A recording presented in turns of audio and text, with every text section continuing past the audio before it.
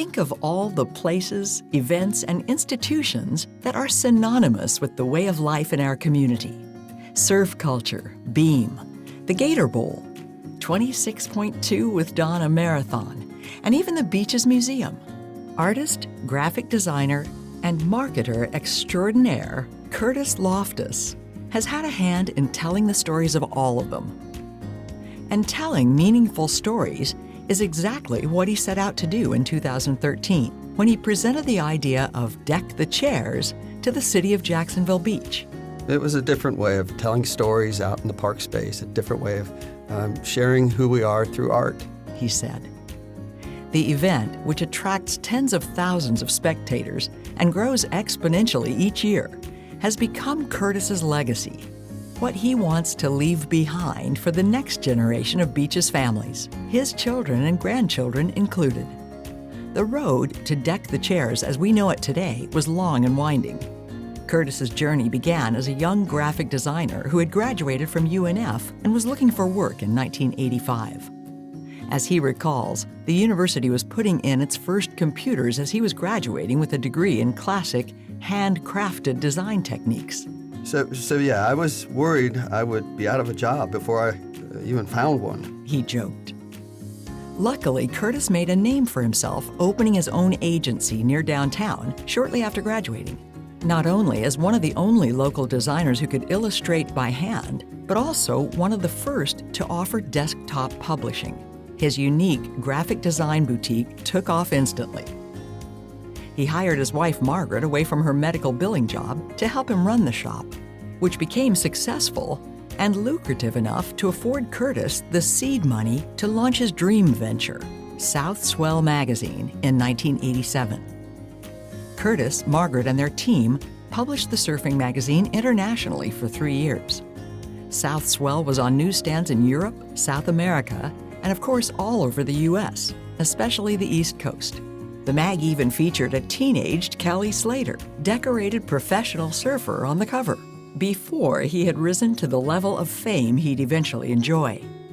Kurtis worked tirelessly to make his dream of publishing come true, but when his daughter Kirsten was born in November 1989, his world changed. Second daughter Catherine joined the family 21 months later. So the big life moment was having our first daughter. Could I be a father and run this magazine at the same time? He said. So he shut the magazine down, but not before handing off some helpful tips to his staff on how they could keep a version of South Swell alive and popular in the surf community. The publication found new life as the free tabloid-style Eastern Surf magazine, which is still in circulation today.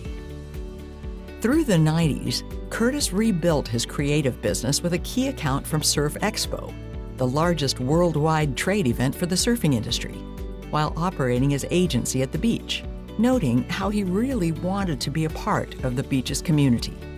As his business flourished, he was able to offer creative services either pro bono or at reduced rates to entities such as Beam, the Beaches Museum, and the Donna Marathon, helping each organization tell its unique story to the community.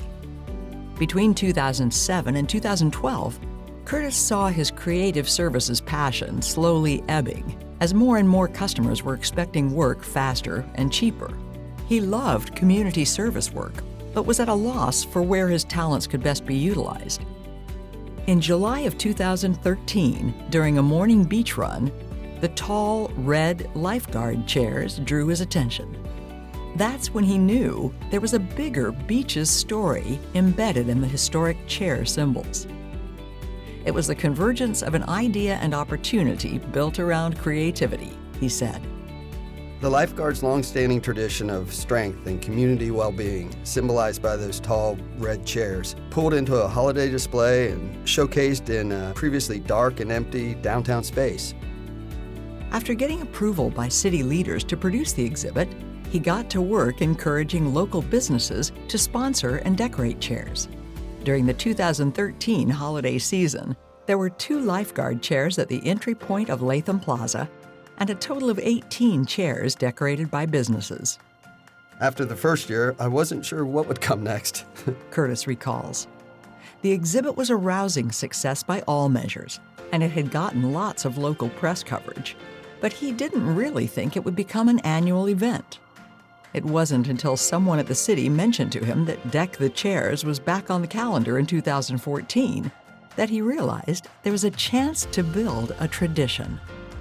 He contacted local CPA Bill Hillegas to file the paperwork for Deck the Chairs, Inc., a nonprofit organization with a public arts mission that would offer support for the Volunteer Life-Saving Corps. For the next 3 years, Kurtis and the DTC board of Seven Beaches residents operated and grew the nonprofit until a 5-year agreement was reached with the city in 2016. Business partners like artistic contractors, Baptist Medical Center Beaches, Crystal Clean, Pablo Towers, Beaches Car Wash, and many more were foundational in the display's continued development. After a difficult 2017 season, including the nonprofit's president at the time stepping down and Kurtis running the event on a broken leg, it was almost impossible for Kurtis to see a future. Mercy came in the form of the Chill Sisters, a group of dedicated local women who knew Kurtis and loved the event. Many Chill Sisters still officially serve as members of the DTC board. Those women include Kathy Marvin, Ellen Jensen, Kathy Thomason, Betsy Cosgrove, and Teresa Pratt, who served as DTC president between 2018 and 2020. Following every year's festivities, Kurtis says he's exhausted and it's so much work. But the outcome is so beautiful that he finds himself summoning the strength year after year to continue putting it on. Deck the Chairs grew, even in the year of COVID, attracting about 90,000 spectators by Kurtis's own estimates. Even more when you factor in those who simply drive by to see the lights from their cars. The event runs for 42 straight days throughout the holiday season, utilizes 300 to 400 volunteers, with another 200 or so who help specifically with Beaches Go Greens exhibit, and has equaled a nearly $2 million investment in the city over the last 8 years. As long as we're providing that fun, joyful holiday space, the event is always going to grow, he says with a smile. Kurtis is also happy that the city of Jacksonville Beach has started decorating its own chair for the last couple years, as well as with the way DTC's relationship with the city has evolved over time, from vendors to a true partnership, he says.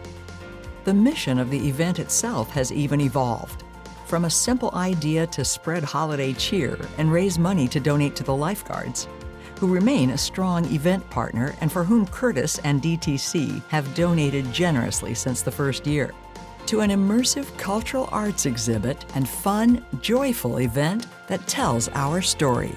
A diverse beaches community full of people who love living here, set against the backdrop of the ocean and beautiful weather. We always want the community to shine because of Deck the Chairs. The event now dwarfs that first year when Kurtis remembers standing on Latham Plaza, watching his daughter and his grandson Stephen run around happily, imagining the joy this kind of thing could bring to him and to children all over the beaches and beyond. So it clicked that moment, and I thought, this is what I'm supposed to do. This is what I want to hand down to the next generation. Kurtis and Margaret now have 3 grandsons. Their 2 daughters and their families live locally, and they all get together for family time every Sunday. Maybe it was a midlife crisis, Kurtis ponders, that led him to create this iconic event. He was grappling with lots of questions about his work at the time, but bringing Deck the Chairs to life refocused his outlook. So, Deck the Chairs most likely saved me from that haunting question about one's purpose, he says. And, that doesn't always happen in a lifetime. The size and scale of the event and the joy it brings to children and families continues to humble Kurtis, who didn't realize at the beginning that this is what it would become, adding that the value of what the event brings is truly priceless. So after 8 years, the storyteller, who was searching for his professional calling at age 50, now simply says of himself, I'm the proud grandpa who can pull this whole thing off.